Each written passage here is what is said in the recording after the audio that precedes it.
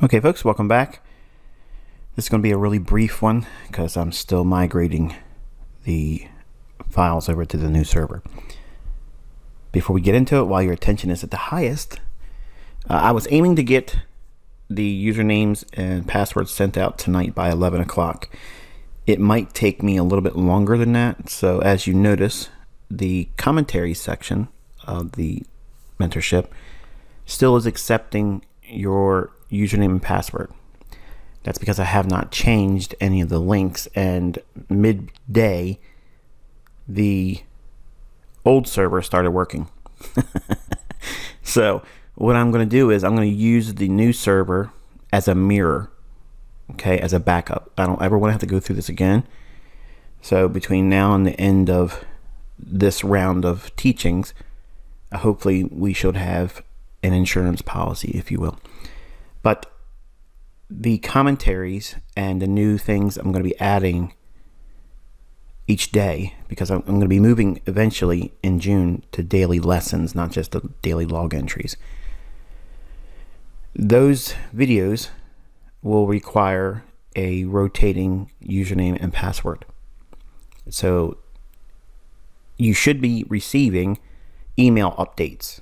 Okay, so if you haven't been getting emails, you might want to reach out to me at innercircletrader@gmail.com. Find out what's going on there, because some of you, I think, maybe have turned off the emails that come by the way of the forum. I think like every week or so, it sends you the latest, threads that are active or whatever. If you have put spam on that, or if you've chosen not to take those messages, you aren't getting the emails, and you won't get the email that comes to you by way of the forum when I send that password and username to you through your account. So I'll let you know when I'm going to do it,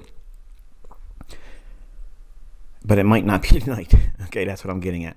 It might require me tomorrow by 10 o'clock to noon, and I have the rollover into new month content at noon the 27th. So I have a very busy weekend. At least you know now that things are slowly coming together. I'm confident, I'm absolutely confident that I will have the things together tomorrow, except for the commentary section, okay? Because I purposely told you I was going to leave that alone, and you can see that you still have access to that. But I was not aware that they were going to reactivate or correct the server that HostGator account is with. I just can't thank you enough for your patience. Some of you are starting to get a little antsy and saying, hey, look, what's going on here. And either you're not reading the forum or you're not getting the emails, one way or the other. I've been keeping everybody abreast as to what's been going on. But at least you should be hearing this message tonight, so that way you know. It should be ironed out tomorrow.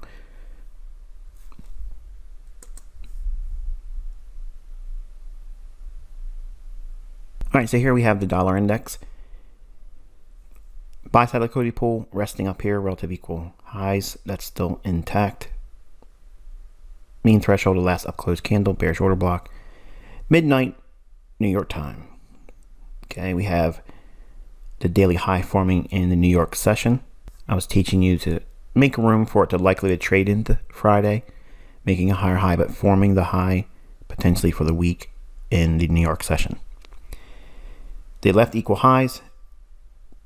The day's high was formed in New York, but it did not make a higher high. Notice that.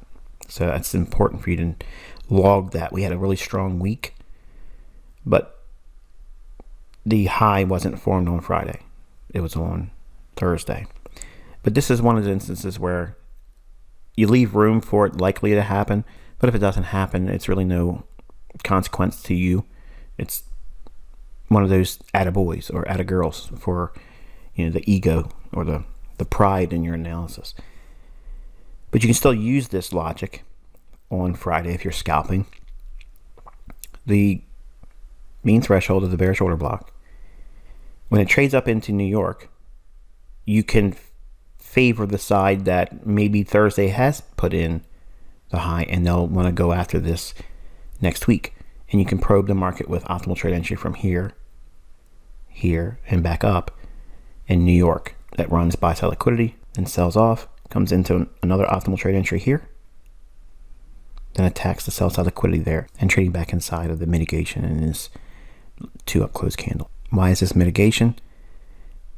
We have a low, high, higher low in the context of higher prices, and it's trading back down into the last up close candles prior to this down move that set this price swing higher. Overshot a little bit in here, but that's, it's a Friday thing, and we don't really care about the wicks. It's not that big of a deal. And ultimately trades back up into the bearish order block here and consolidates going into the close. Here's the euro dollar 15-minute time frame. You can see again more mitigation here. High, low, lower high. The down close candles prior to that, which would otherwise be a breaker if this high would have went above here within the context of lower prices. Remember, we've been bearish on euro, bullish on dollar. Take that range extended in time. You can see we dug into it here with the bearish order block here. Later in the day, it traded up into consequent encroachment of this low and this high. And I'll come back to that in a moment, but I want to go back through the day. Relative equal lows left intact. Mirror image of what we saw on the dollar index. So there's sell side liquidity resting below that. Midnight, New York time. We rally up. Bearish order block trades down. Clears up the sell side liquidity. And if you take the fib from the low here up to the high, you get optimal trade entry there with sell side liquidity being taken, and then aiming for all of this in here.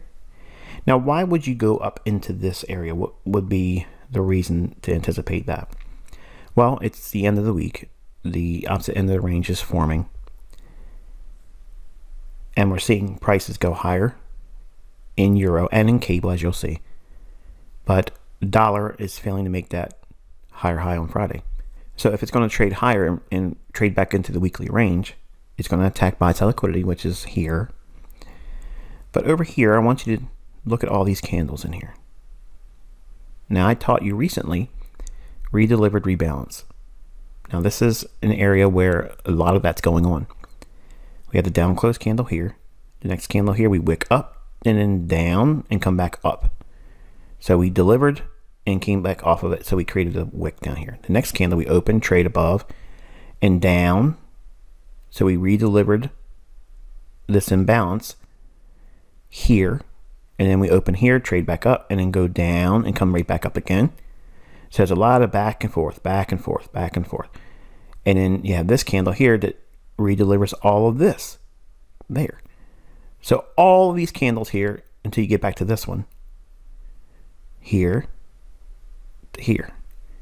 Now, if you were a student of mine when I was back on Baby Pips, I was teaching order blocks initially, and in a few of my charts I had the level right underneath a down close candle, and I had caught flack by a couple people saying, you're not even consistent because you're saying it's the up close candle that makes the bearish order block, but you're putting it on a bearish candle. What I was actually doing was mistakenly leaving it on there when I'm annotating things like this. This down close candle doesn't necessarily have to be a down close candle. It could be an up close candle. It doesn't necessarily mean it's one way or the other. It's the fact that we had all of these back and forth candles, redelivered rebalance multiple times. So where is the real imbalance? It starts here and ends there. It happens also to be where both ends of this create what would otherwise be, if this was just one single candle, which it isn't obviously, but this would be your classic sell side imbalance, buy side inefficiency. But it's been back and forth candles, but going lower. So to cut through all that chaff and noise, quote unquote, I'm saying that with my tongue in cheek, you just go right to this candle here and then split that range in half. That's what this level is here. That's consequent encroachment. And you can see it trades right up into that. Now, overshoots a little bit. I know some of you are going to be, it ain't as perfect as I like it to be. But it's still, nonetheless, the logic as to why it's done what it's done. You'll see, if you go back through your charts, a lot of this type of stuff here, where it's back and forth over the previous candle, back and forth, just what would otherwise be sloppy. Now, there's a narrative at play when you can cut through and get the bookends that really give this range more clarity, even though it may look like it's been back and forth, back and forth, back and forth. It's defined by this candle and this candle here. Okay, and it's not going to make sense, especially for the new folks, and maybe for some of you that you've been around for a while with me in the mentorship. But I'm going to teach a lot of this stuff this year. But knowing how it's done the first time you see it is a little unrealistic, because it's a higher order price action study, and it's something that you aren't going to just pick up like that. It's going to require you to look at some things and me teaching things to dress it up so that way you understand what it is that I'm drawing your attention to. You might think you understand by me calling it out, but none of you would have had this on your chart. And I'm not trying to be, judgmental. It's just the fact none of you would have had that there, and you wouldn't have even looked at it for anything. So we'll build on it, but it's a Friday consolidation trading back into the range, and that's what we have here. This right here looks a little juicy still, just like that relative equal high on the dollar index. I think they'll want to work with them next week, and we'll see what we get in regards to that. All right, here's the British pound. You're going to get two charts with this one because I'm going to show you what I'm drawing. We have a sell side imbalance, buy side inefficiency here, framed with this candle's high, this candle's low. Buy side liquidity pool here, relative equal highs. And these highs here, I said we would eventually probably draw back up into. We have done so. And then at midnight, we had a Judas swing here. Rallies, drops back in New York session, optimal trade entry with the bullish order block, runs the buy side liquidity out here, and this buy side liquidity, and back into the CIBI. Now I'll zoom in a little bit. You can see Judas swing, rallies, optimal trade entry, bullish order block, New York session, bread and butter setup. It's the weekly range trading back into it. Basically, it's TGIF, okay, where you're trading against the weekly range on Friday because it's probably made its low and it's going to want to go back up into the weekly range. So you're going to attack the buy side liquidity here. It does so nicely. And again, the previous buy side liquidity I mentioned before we went into the zoomed in view here. And then that CIBI over here. And consolidating into the close. So all in all, it's been delivering as we've been looking for, lower prices on foreign currency, higher prices in the dollar. I still think that narrative is at play, and we'll work with that going into next week. At least that's how I'm looking at it. So Sunday, I want to see what we're working with from the opening. I'd like to see some kind of gap, higher for dollar, come back down and fill in, and then rally. And start to work higher for the dollar index on those daily objectives I've outlined. And I'd like to see some opening gaps to the downside for cable and euro dollar, and then maybe trade up and fill them on Sunday into Monday, and then go lower and attack their relative equal lows for sell side liquidity. And that's what I'm going to work with, and I'll give you more insights obviously this Sunday. As a reminder, I have lessons for next Wednesday and next Sunday. I will not be doing daily log entries, and that probably sounds terrible because we've had the last 2.5 days where I've not been able to do much because of the server, but I'm going to be observing Passover next week. So it's just something I need to do. Okay. And I will still provide videos for you on the midweek and in the weekend. But when you've signed up to this, you were not told you were going to get daily videos. That's something I've added after y'all came in. And I think I've worked enough to get it where I can have just Wednesday and Thursday providing something to you next week for spiritual reasons on my behalf. And I promise I'll probably be very recharged as a result of it. And I'll come back with a little skip and bounce in my step, and hopefully we'll start digging into deeper content. There won't be any real analysis given to you on Sunday. We're just going to basically be reviewing in more detail and all the time frames, and I'll try to toss in something teaching wise, but I don't really want to call out too much going into next week because I'm thinking of it as a charting fast. Okay, I'm fasting from analysis. So you might be rolling your eyes right now thinking, but that's what I've always done. And with this mentorship, it has created distractions where I have not been able to do that. So I'm forcing myself to do it this year. And I appreciate your willingness to allow me to do that and not catching any flack for it. Obviously, if you give me any flack for it, I'll be greatly offended. And you probably would never get an email response from me ever again. So enjoy your weekend. And I will touch base with you on Sunday's video.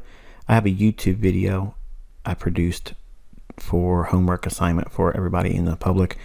You're encouraged to look at that tonight. I'm not sure what time that'll actually get uploaded because I'm still working on doing the migration. So when I find time to do the upload, then that's when I'll do it. But until I talk to you then, be safe.